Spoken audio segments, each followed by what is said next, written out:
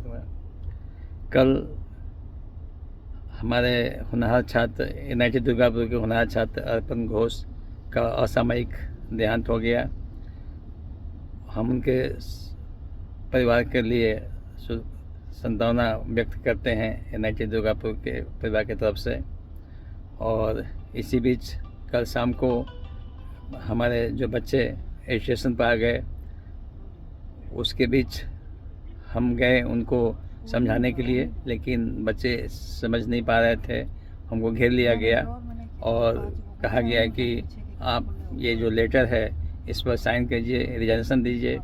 उन्होंने एक letter draft किया और लेटर ड्राफ्ट करके हम ही को कहे कि आप इसमें साइन कर दीजिए। हमने साइन कर दिया। फोर्सफुली हमसे साइन कराए और साइन करने के बाद फिर हम अपने घर आ गए। इसी बीच हमें एक्चुअली काफ़ी सारी परेशानियां हुई थी हमको, लेकिन छात्रों का कुछ इस तरह का शंकाएं व्यक्त कर रहे हैं कि वो जो छात्र का देहावसान हुआ है वो एग्जामिनेशन में एडमिट कार्ड के चलते बैठ नहीं पाया। लेकिन मैं ये कहना चाहता हूँ आप लोगों को कि वो लड़का 9 बजे से 11 बजे तक एग्ज़ाम दिया है। एग्जामिनेशन 12 बजे तक था, लेकिन 1 घंटा पहले ही वो अपने एग्जामिनेशन हॉल से बाहर निकल गया। तो ये जो कहना है कि एग्जामिनेशन नहीं दिया, वो एग्जामिनेशन दिया है, उसकी कॉपी हम लोग के पास है।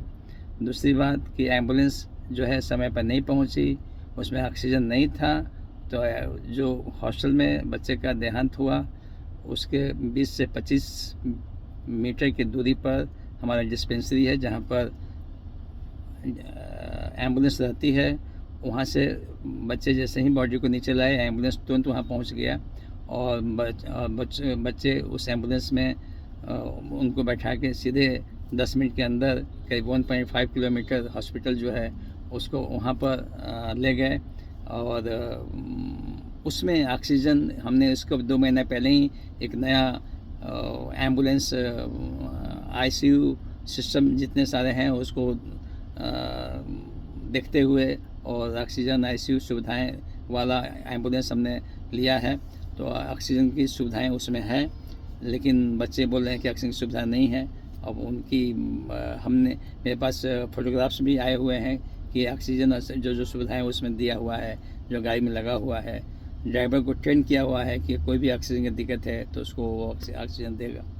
तो इस तरह की बातें हैं बच्चे द्वारा है, लेकिन फैक्ट जो है वो कुछ दूसरा है, सही नहीं है।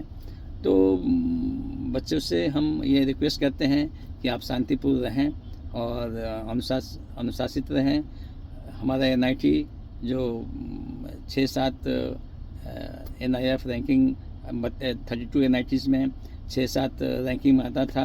NIF रैंकिंग 43 अभी हो गया है, 34 था।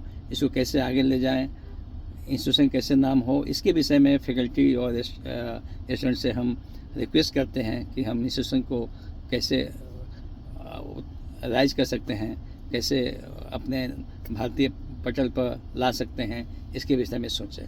धन्यवाद।